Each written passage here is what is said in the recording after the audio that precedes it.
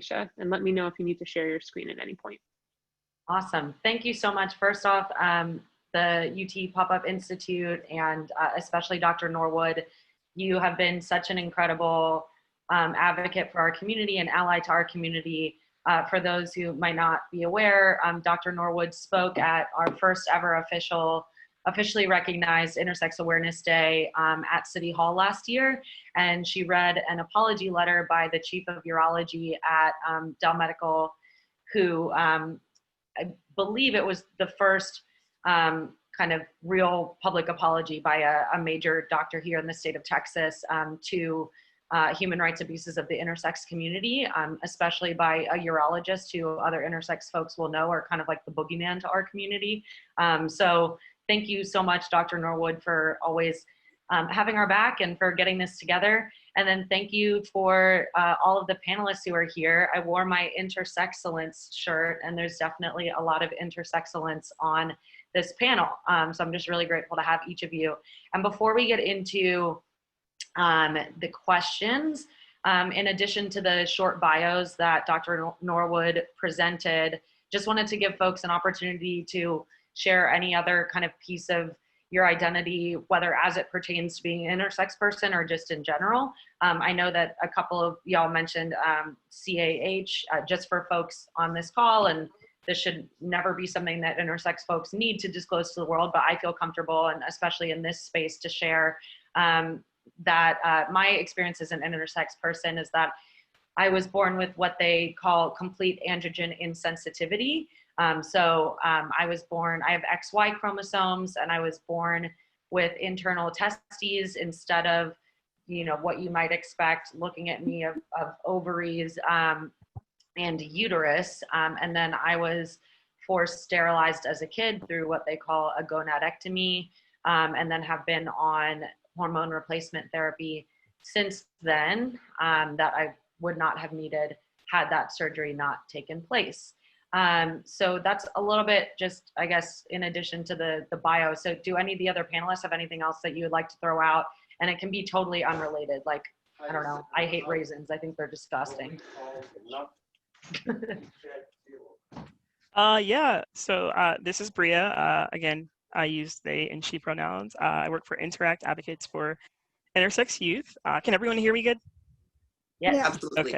Okay. And so at Interact, our work is dedicated to affirming intersex youth by protecting them from harmful and unnecessary medical practices. And we do this by advocating for policy changes that aim to end cosmetic surgeries.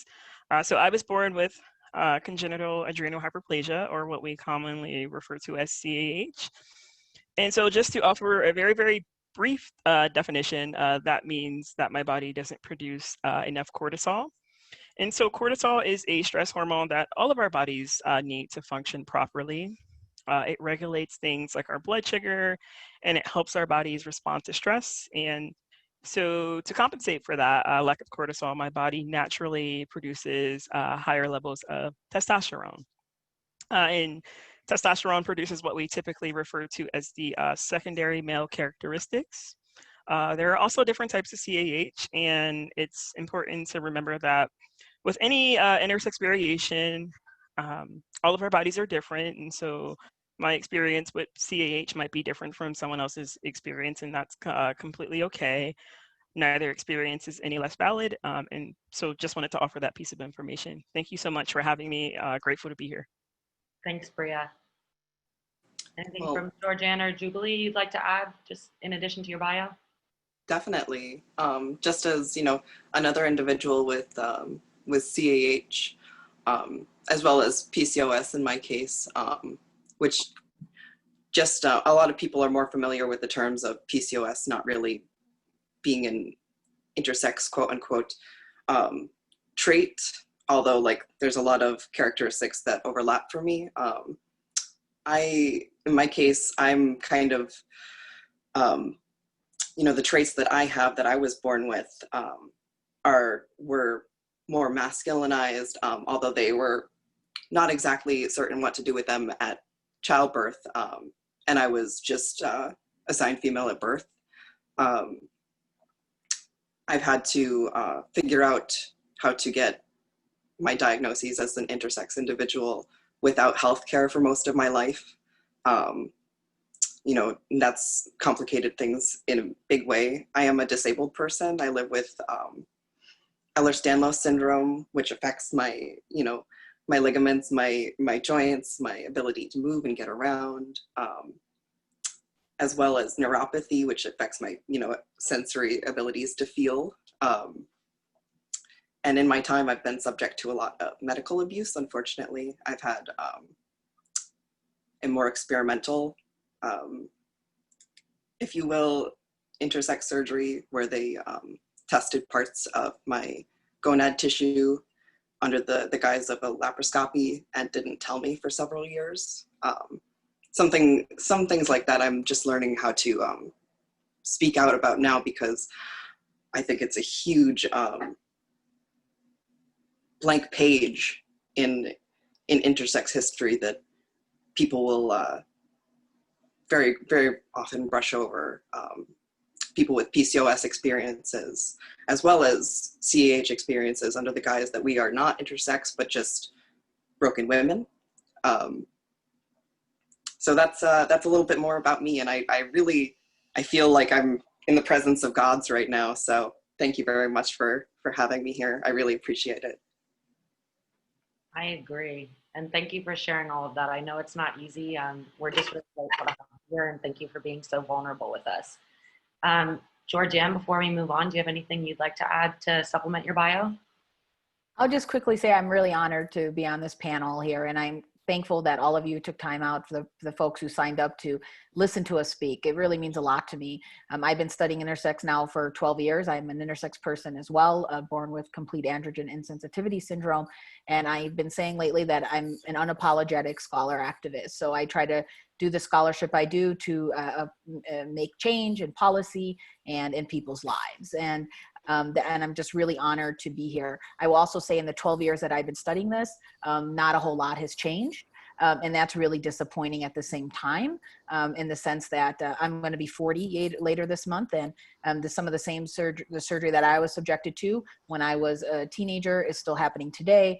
There has been some changes, and I know we'll talk about that, but for the most part, it's really discouraging and disappointing that we still have to have these panels, despite my satisfaction and excitement about being on this one, because I just become less and less of an apologist for the medical community than I was in the beginning, thinking, oh, they just need to, people just need to have great conversations and move forward and make change. And I just feel sadly that is becoming less and less. My optimism is diminishing, and I hate to say that, because I like to think of myself as an optimistic person, but I don't know. So it's my honor to be here. Thank you all for taking time out of your Wednesday afternoon to listen to us talk. And panelists, thank you. I'm excited to share space with you all.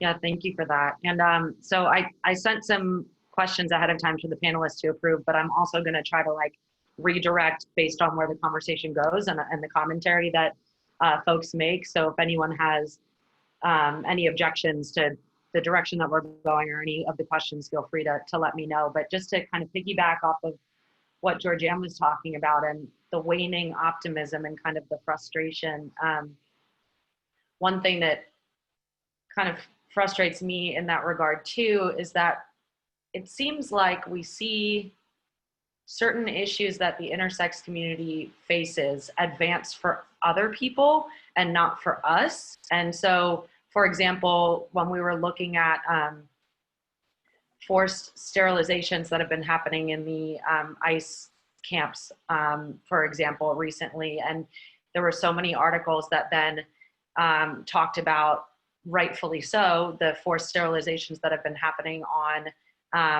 Black women and women of color throughout the history of the United States, and how modern gynecology was based off of, slaves, experimenting on slaves and all of these things. And these are all narratives that need to be had. One thing that's frustrating for me is a lot of these things are also applicable to our community, and yet we're never really included in that narrative. It's kind of another example for me too is, there was this person that tweeted about in the realm of reproductive rights and abortion rights, and was said that you can't take organs from a corpse without the deceased written permission, even if it will save lives. So when you outlaw abortion, you're allowing women less bodily autonomy than the dead. And I kind of replied to that tweet and said, now's as good a time as ever to remind folks that intersex people have organs ripped from our bodies daily without our consent. And it's just kind of frustrating to me that we have so many intersections and overlaps with other movements that are making great strides. And I have to be honest, like, and just reflect on what Georgiann said, that it feels like those same issues that are advancing for other people are still not advancing for us, and it can get very discouraging. And so I don't know, I mean, that wasn't exactly a question, but just something that I wanted to touch on because I felt like it was really timely, and I don't know if Bria or Jubilee have anything else to say there. I can't say anything else, but I support that thought like completely. You know, the overlaps that we have here, and the fact that it seems that everyone wants to use and our intersex communities, not just that there is one, there's several, and they do overlap in different ways. They want to use intersex communities as a footnote, only when it is relevant for them, and forget us the rest of the time. I do this constantly as a two-spirit non-binary person. I feel like I'm constantly trying to separate people who are conflating issues of, medical, sexual identity and their gender identity. And I'm always feel caught in between that war as well. When in reality, everyone seems to bring up intersex people always at the most convenient of times when they are not themselves intersex, and has done absolutely nothing at all to give us more independence or autonomy. And in fact, it just feels incredibly tokenizing and fetishizing. Yeah. Absolutely, there's never really a wrong time to have the conversation, so long as we're still giving people room to grieve for the traumas that they are experiencing themselves, whether it is, just coercive hysterectomies that have nothing to do with intersex traits. It's just as important, and we need to make sure that our voices are heard just as loudly, not just at the end of a sentence as a punctuation mark. Yeah. Bria, I don't know if you have anything to add there, or on the idea I saw that you sort of nodded when Jubilee mentioned the tokenization or the fetishization aspect, if you have anything to talk about there, or just in response to anything that's been said. Yeah, well, I'll touch on something that Georgiann said earlier about just feeling hopeless or pessimistic. And I will say that that's definitely something that I feel that I resonate with, because it is sad that we still have to continue to have these conversations, and we still kind of had to keep re-traumatizing ourselves in some way by continuing to share our stories and and be vulnerable. But in some way, being a part of the intersex community and meeting so many wonderful allies like Dr. Wong and so many other amazing doctors who are trying to do the right thing and wanting to, be in conversation with intersex folks and allow us to be at the table and have discussions about what works for us and what we need as a community. That's the part that I kind of hold on to, and hope that the more we continue to do this work, hopefully the more people, especially people in the medical establishment, will be willing to hear us and to see us finally and recognize us as human, and normal, and people who, have the right to have agency over their own bodies. So that's what I'll add. I really appreciate that. Yeah, Georgiann. Yeah, I would just quickly add that I think, that's a really good point, all of these things that were just mentioned, but I think when we see, I like to see them as all interconnected issues, like what's happening at the borders, what's happening regardless in politics, what's happening in medicine. And I think if we think of these as these various institutions that are like drenched in white supremacy, I mean, if you look, and sexism and all of these other isms, I mean, if we think about medicine and we think about the history of medicine as a profession and how it evolved and who served its foundation and why there's such a resistance to hearing not just about intersex voices. I know this is what this panel is about, but about respecting people in general and having autonomy and decisions about their own body and actually knowing what they might need instead of writing them off as being, you know, going to Dr. Google to get their information. I mean, no one cares more about one's own body than one's own self. It would be I think is a general valid statement. But I think about this moving forward, and you think about how women are treated in medicine, how women of color are treated in medicine. I'm talking about medical students or nursing students, and it's not a surprise then we see these patients having pushback, right? Regardless of their backgrounds, with some having more pushback than others. Maybe even folks who go into medical school from a lower socioeconomic status background, or who maybe don't have that same cultural capital and knowledge and high vocabulary, whatever the hell that means, to be in those particular places. So I think for me as a sociologist, and like I said earlier, as a scholar activist, I see these all as interrelated.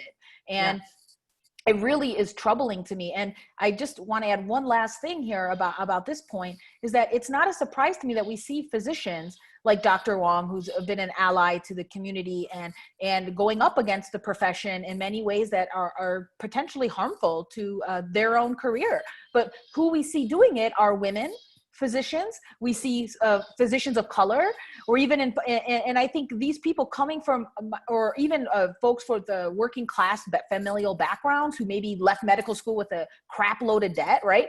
It's you can see that folks with less privilege are able to recognize the issues that we face as being valid, and then you see there's pushback from others who don't recognize it.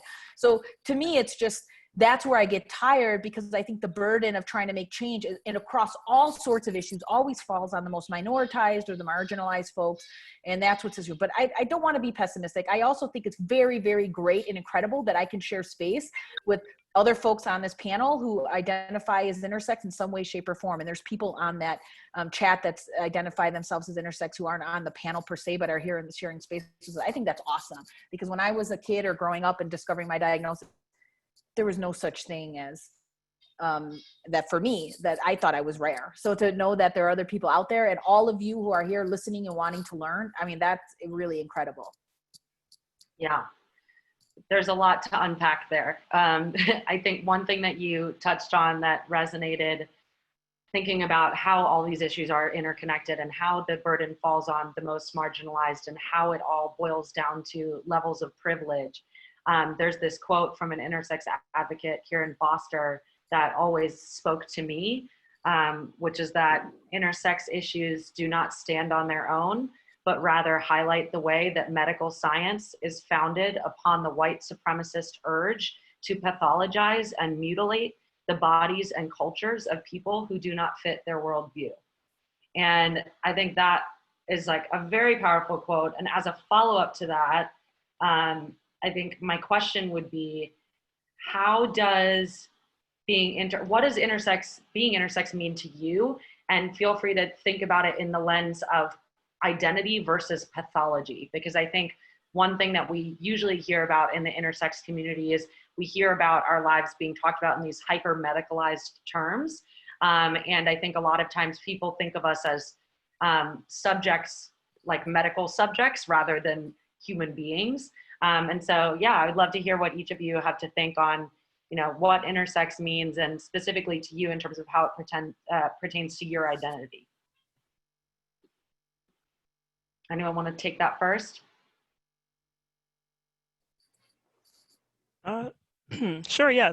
This is Bria. I'm happy to go first. I actually love this question because it always takes me back to being 13-year-old Bria and really trying to make sense of my body. And that's when I learned the term intersex. And I'm not entirely sure where I actually learned it from. I don't know if if I was like really big into Google back when I was 13. I think the internet looked a little bit different then. But I just remember one day telling my friends that I was intersex, and of course they had a lot of questions that 13-year-old me didn't know how to answer, didn't have the answers to. I just knew that I finally had access to a word to describe my experience, and honestly, that felt really liberating for me. It would be about 12 years, actually, before I rediscovered the term intersex. When I first came across Pigeon's video on BuzzFeed. And honestly, it was like everything just made sense then. I found my people, and I learned that I actually wasn't alone in this experience like I thought I was most of my life. Yeah. And in terms of pathology, to pathologize something means to characterize it as some medicalized like oddity or abnormality, right? So I will say that there are certainly people within the with certain intersex variations that seek solace in having specific diagnosis. There was that TV series that used to air when I was younger called I think it's Mystery Diagnosis, and people would go on and on about how they just wished that they had a diagnosis so that they knew that they weren't just weird, or so that they could sleep at night, right? Or maybe so that they had answers for people who asked them very personal and invasive questions about their bodies. I can resonate with wanting to have concrete answers for people, especially when I was a kid. We know children don't really have filters, and they often say the first thing that comes to mind. They would ask me questions like, if I was a boy or a girl, or why I looked like a man, or why I was so hairy, and I didn't have answers for them. So when I think of the word pathology, I think of someone who's just really sick and someone who needs to be cured or fixed. But when we do that, it makes it hard for us to see intersex people as just normal people who honestly just defy the laws of human sex development, which I think is pretty freaking cool. Our bodies have developed beyond the binary, and intersex people should be an example of why sex and gender are just socially constructed things that society just completely made up. So we don't need doctors to fix us. We need them to accept us. We need them to listen to us, and we need them to learn from us. Thank you. That was really powerful. Thank you, Bria. Does anyone want to try to follow that up? Or not? Wow, that made it sound like you have to like be equally powerful, but does anyone have anything to say just to follow that? Honestly, I resonate really hard with rejecting pathology. Someone who grew up without healthcare for most of my life. I lost my healthcare when I was only 11 years old. But to put that in perspective, I had known that I was. I wouldn't say the word intersex because that language was not available to me at the time.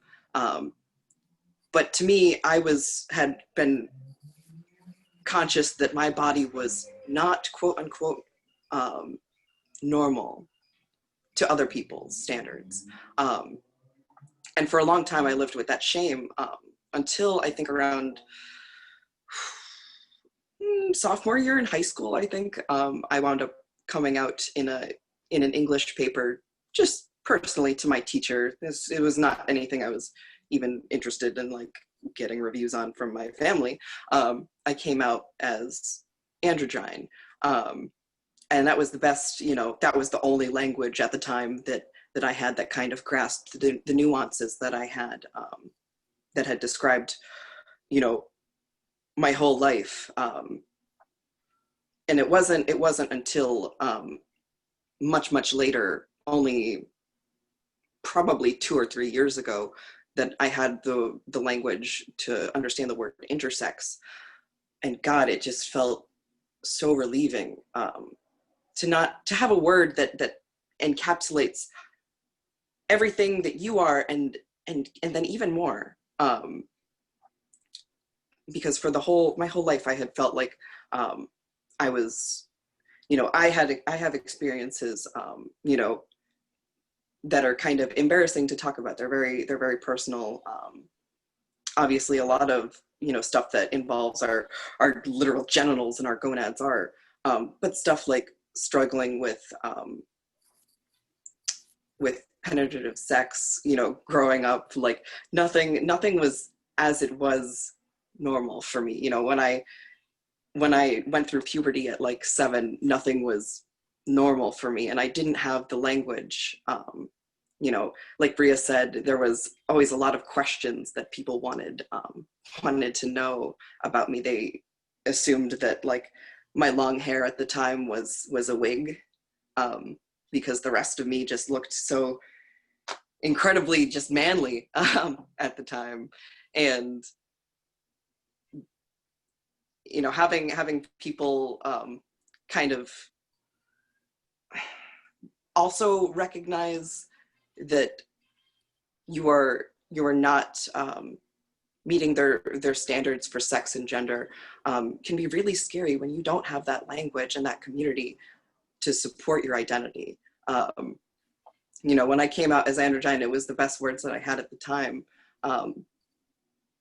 And honestly, seeking everything that I've done to seek medical diagnosis has honestly just been to not seek the validation of doctors for my traits. Like, I am very familiar with my own body, and I don't need anyone else's, you know, opinions on that.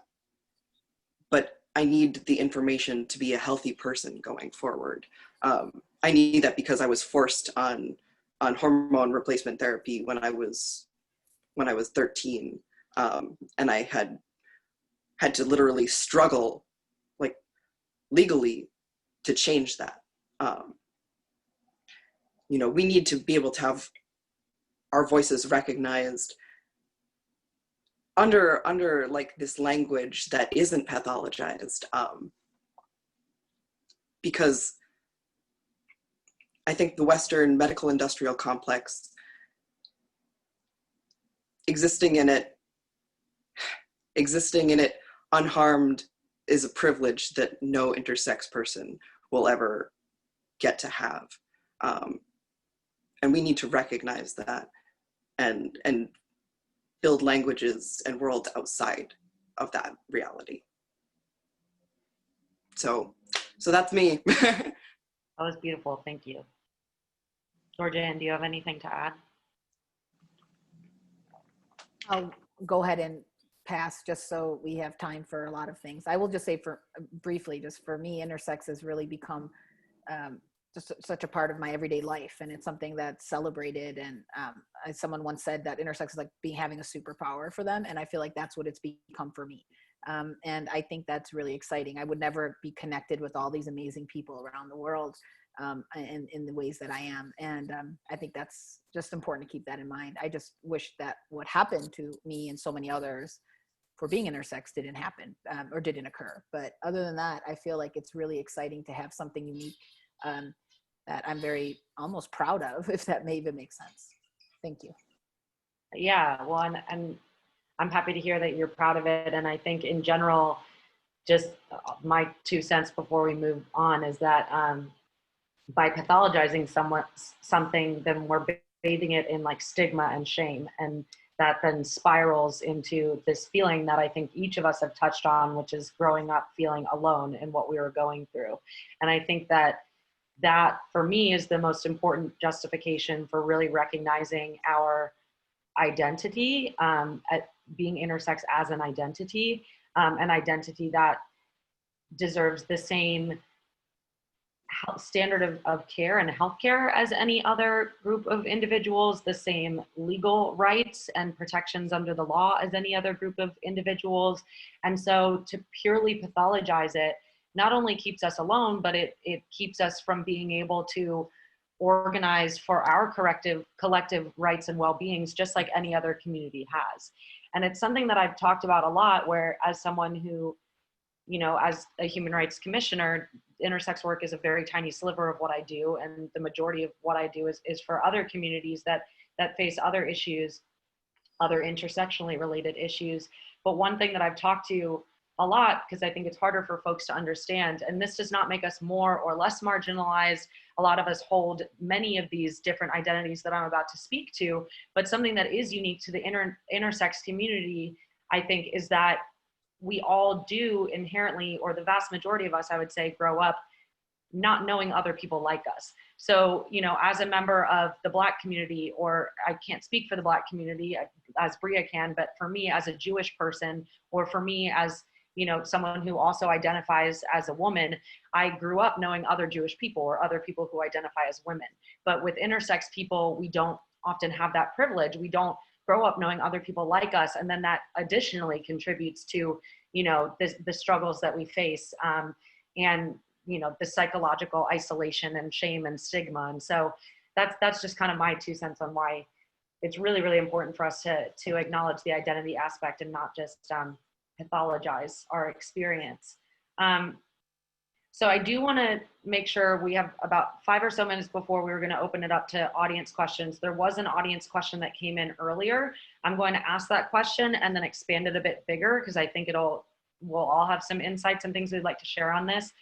This question was, what advice can you offer for intersex people who have to educate doctors as they go without the medical professional taking offense or dismissing the patient's advice or information?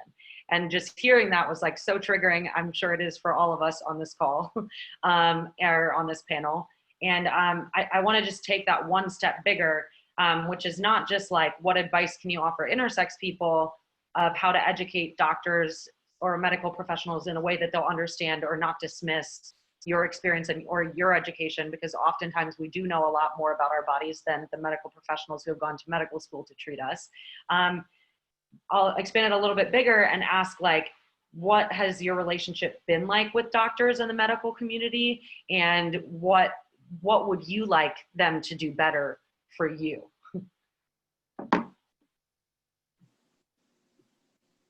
Oh, this question. Well, my relationship with doctors has been quite rocky.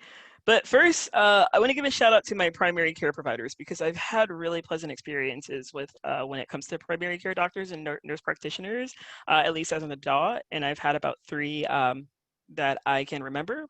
And while I was often the first patient that they've worked with who has CAH, I was never forced to answer weird or invasive questions about my body with my PCP. So shout out to them. However, when it comes to the specialists, so my endocrinologist, my urologist, my gynecologist, my experience has been quite the opposite. The conversation coming out with Dr. Wong is about whether or not medical profession, whether or not the medical profession has failed the intersex community. And I can't speak for my peers, but to answer that question personally and directly, the medical profession has failed me. So typically you get referred to a specialist because they're supposed to be the experts in their particular fields, right?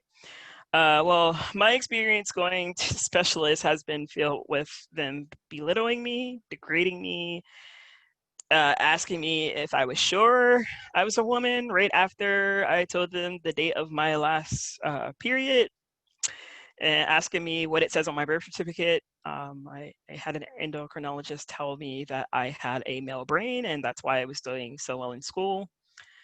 They didn't believe me when I told them that I wasn't pregnant at 14. I just wasn't having my periods because my medication needed to be adjusted.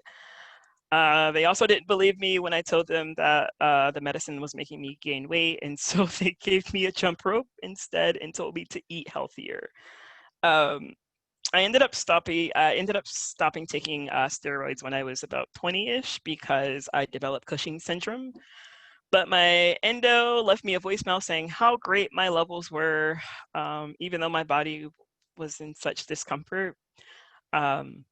I was also maybe in my early 20s when I learned that I didn't have salt-wasting CAH and that I actually had simple viralizing CAH, because they were so surprised that I wasn't dead for not taking medication for 2 years because I lost my health insurance. And if it's okay, just to clarify, I'll briefly talk a little bit more about the different types of CAH and why learning that I had simple viralizing CAH and not salt wasting is significant. Okay, so under the CAH umbrella, there are 2 categories. You have classical and non-classical CAH, and under the classical category, you have two subcategories, which are simple viralizing CAH and salt wasting CAH. So a lot of folks in the CAH community talk about the salt wasting type.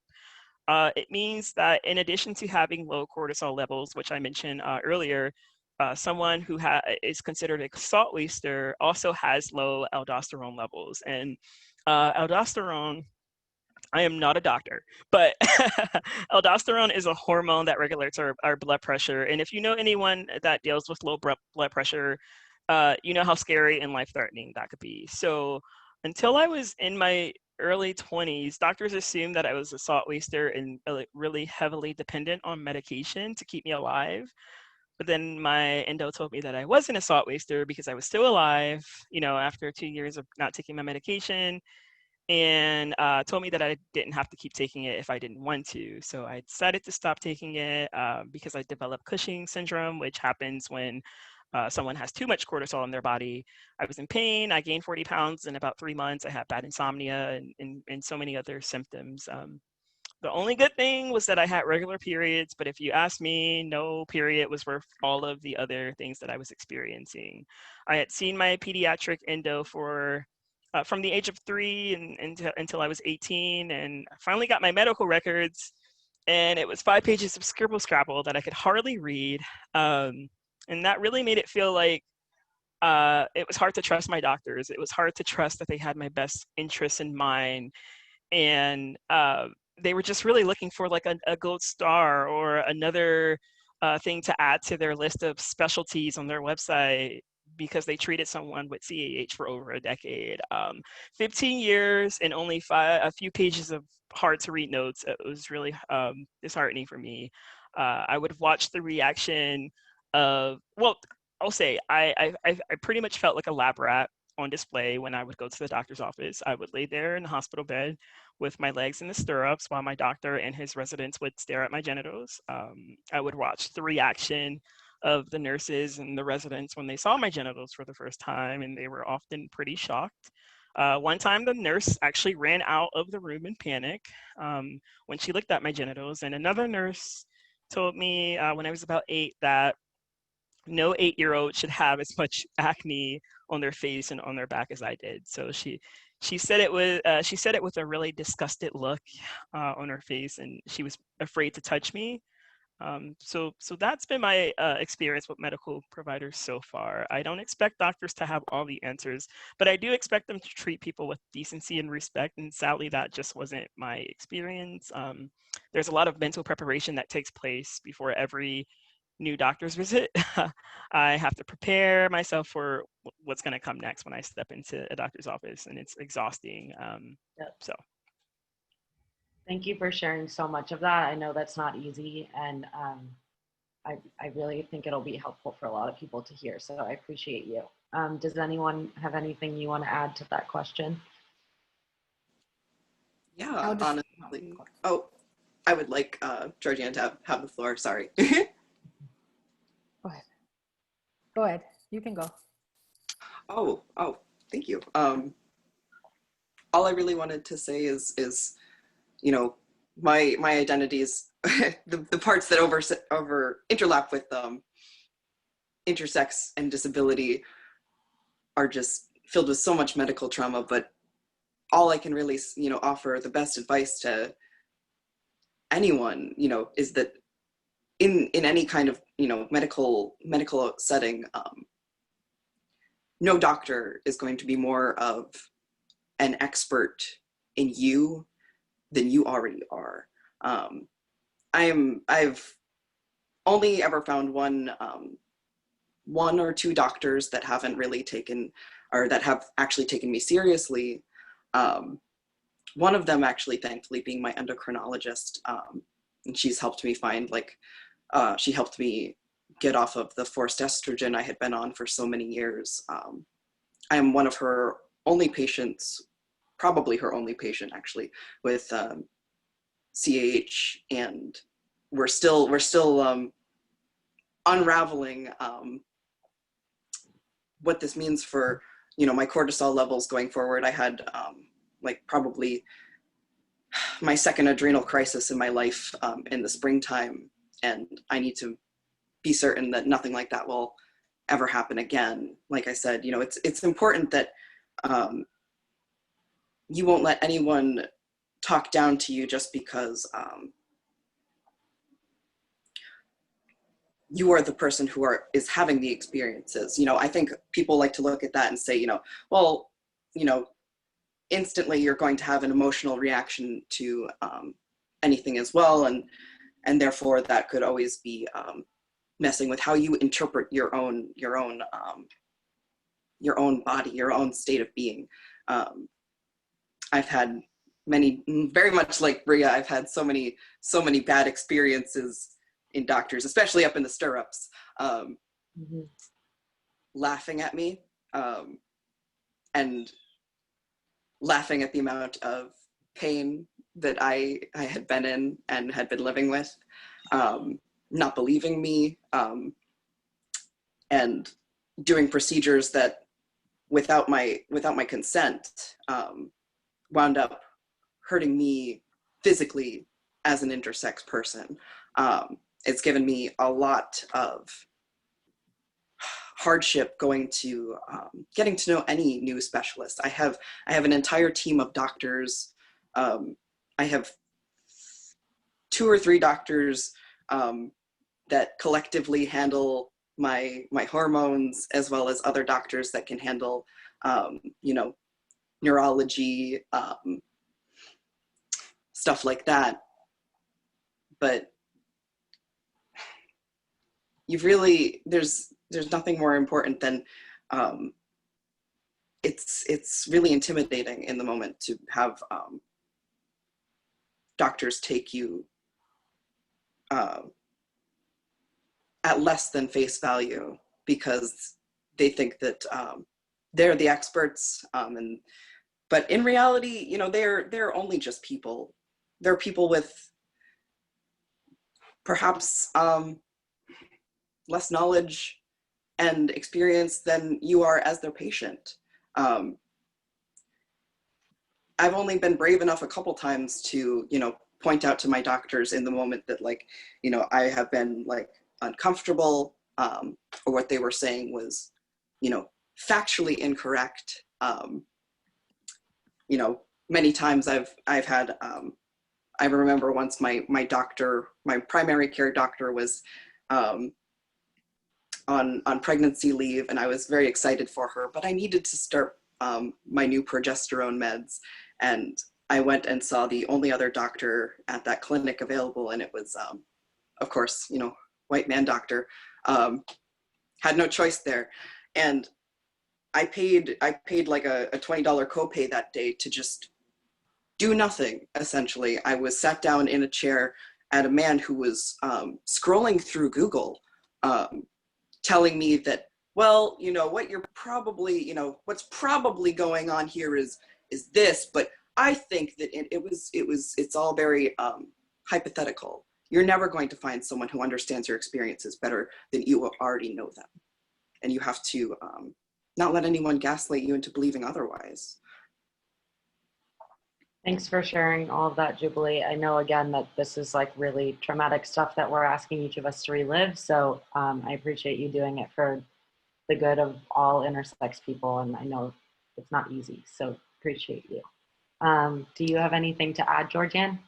And just, I was able to ask Dr. Norwood, we can go a few minutes over.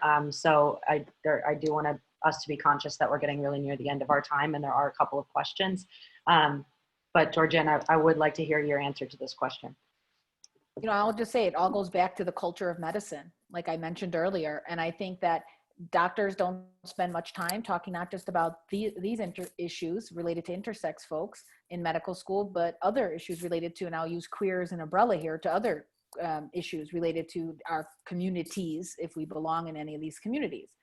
And I think while it's unfathomable to think that medical school can cover everything, I think it's really important, and this brings me up to my second point, is that medical professionals and medical professors and in medical schools recognize and be vulnerable and recognize when they don't know something and do the homework, because it shouldn't fall on the onus of the person, intersex or whomever, to educate the doctor all the time. And that's presuming that we're treated with respect, and that often doesn't happen, as the other narratives just explained. I will say that in my 30s, I was subjected to 3 pregnancy tests for various things in my life. And that I had, whether it was a procedure, a surgical procedure, a routine thing that I wanted to try to get on hormones, because I was never on any sort of hormones. I stopped. I didn't have adequate health insurance when I was younger, or any health insurance really. And that was just ridiculous. Now, I thought it was ridiculous, and quite frankly, I just didn't want to wait in line at Quest Diagnostics. But what really pissed me off more than that is how traumatizing that would be for so many other people I know, to be subjected to a pregnancy test when it's just impossible for me to be pregnant, because of the forced sterilization, of course, but also in my life in terms of being in a queer relationship. So it was just incredibly traumatizing, given that I couldn't be pregnant, and then you're making me go through these tests. So not only that, it's medical fraud. So you better believe the explanation of benefits showed that my insurance covered those, which is ridiculous, because that was just not necessary. Some people would tell me when I do talks at medical schools, well, that's just part of the protocol. Is it part of the protocol to do that for men? No. So we need to think about, and I put men in quotes. So we need to think about what that means and how that is traumatizing. And I think that's what medicine does. I just want to mention one other thing. A lot of us, these diagnoses happen when we're younger, right? When we're even at birth, or when we're small children. Sometimes we, like many of the other panelists here, we don't find out until we discover our own truths and get our own records.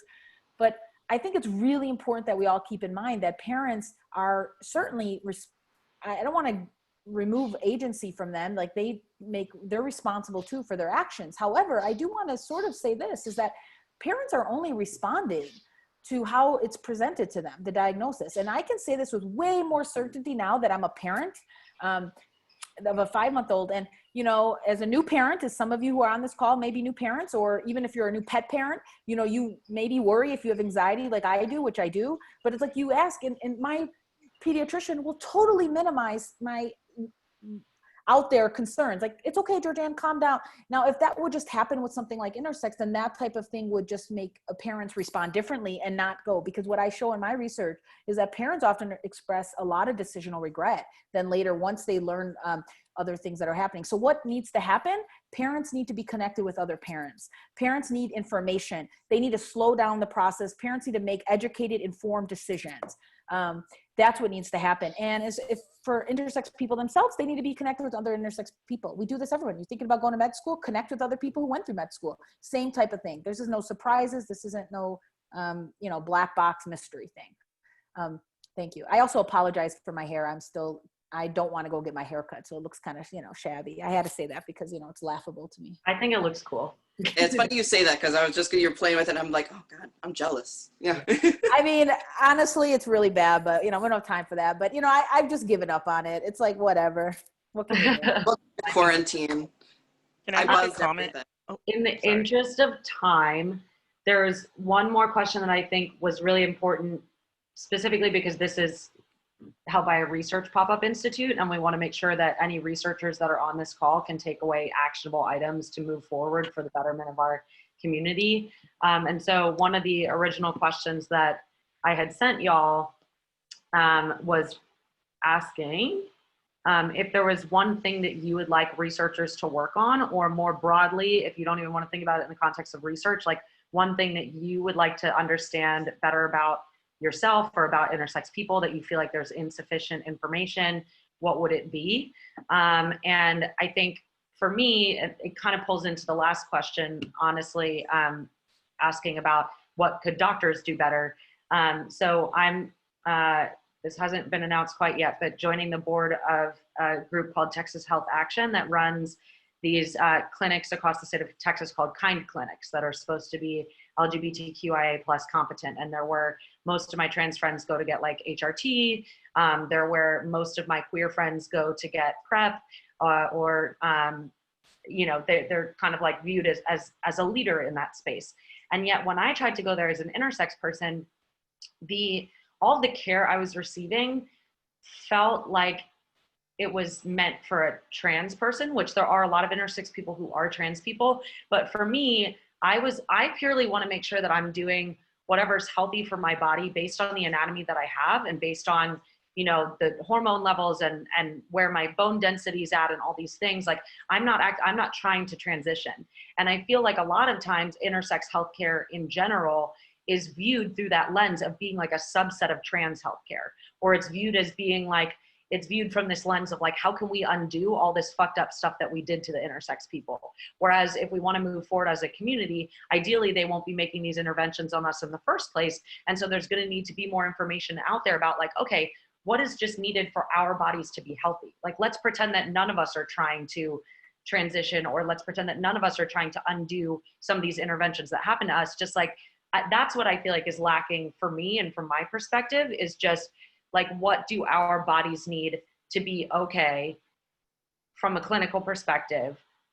And I know that that's super broad, but I would love to hear what any of y'all think in terms of like research topics and things that you would like to better understand about yourselves. I will just quickly say, and then I think I'm talking now. I will just quickly, I think it's imperative that you reach out to intersex community groups, activist groups, support groups to find out what the community needs. And some people call this participatory action research, and partner with those community groups. A lot of funding organizations like NIH says that on paper that that's what they want. I would like to see it in practice, but I think that is really good a way to approach these types of things if you're doing research. So reach out. I know so many different community groups will be willing to work with you and partner with you and find out information. Also, I put a link in there for intersex.org. There's a lot of great resources there, because we don't need the wheel reinvented. That happens a lot when people are asking, what about this? What about that? Those are a lot of things that are happening. So I think it's really good that you think about reaching out, figuring out what angles, what perspectives can need. You know, I think that would be really helpful. That's my 2 cents. How about, let's do Bria and then we'll end with Jubilee. Yeah, well, thank you so much, Alicia, for everything that you mentioned. As someone who literally just got a call from my pharmacy as this panel was happening, that my prescription is ready. I am starting low-dose tea today. Just had my meeting with my doctor from Plume a couple days ago. And so I had a lot of questions about how this low dosing on tea, how it would affect my body as someone who already has a lot of testosterone. So there was a lot of questions. There was a lot of like, we'll just have to wait and see. So thank you so much for mentioning that. We need more research that celebrates intersex bodies instead of pathologizing them, right? Doctors are always trying to prepare us to live in this like heteronormative society where everything is black and white and we don't fit into those boxes, right? And they're always also trying to prepare us to have sex with our husbands. That for me will never happen. And so I need more research that proves that there is also like not just one way to have sex. Sex doesn't just involve penis vagina penetration. So that's my 2 cents. Oh, the puppy. 100%. Yeah, she's getting a little restless, but she's good. Jubilee. Well, thank you so much, by the way, for like unpacking that question like that. When I saw that you had kind of proposed that, that's the one that has been sitting like on my front lobe all morning, like so much anxiety, because I fear that the kind of surgery that I was subjected to was probably in the benefit of for other people's research, which is why it was not told to me that it was happening. You know, just some more background on that. I have my testosterone levels are fairly high. They used to be what they would call like low range masculine. Nowadays they're more mid-range masculine. My OBGYN at the time refused to do any kind of more endocrinologic like research, and instead pushed for a surgery that was, in her words, experimental and exploratory, because they wanted to see what was causing me so much pain that could not be controlled with their hormones that might help endosex people, such as estrogen. My estrogen levels were postmenopausal up until a couple months ago. So even as we speak, like my bone density is hopefully, you know, going to start recovering at some point. But I had a lot of anxiety and apprehension about thinking of ways that researchers can actually help our community that won't wind up with someone else more marginalized getting the short end of the stick.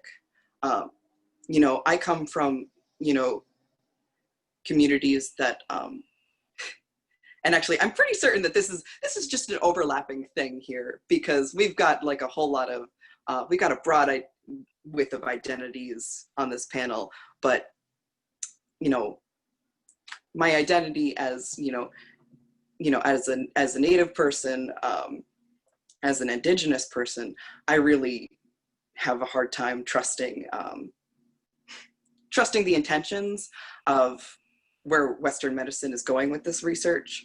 I'm certain that everyone is probably familiar with this point, that the government sponsors things like, you know, forced sterilizations very frequently for people of color. And I'm not talking just women, I'm talking everyone, for disabled people, and any communities that are especially not white. So thinking about it in terms of what our bodies need for health in just our actual spectrum, you know, imagining, you know, people, you know, that could encompass people who have had traumatizing surgeries and people who haven't, whether or not, you know, no matter what they're working with in their anatomy or their hormones. And frankly, I would like to see a lot more long-term research done on the benefits of letting, well, first of all,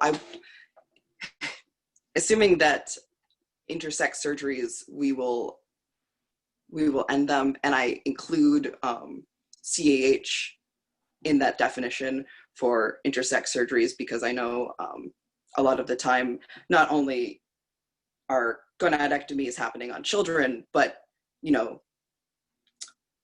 vaginal surgeries as well would have something, yeah, that's something that I would have been subjected to had I had healthcare. So I think of it as a very personal thing. You know, I want to see more long-term research being done on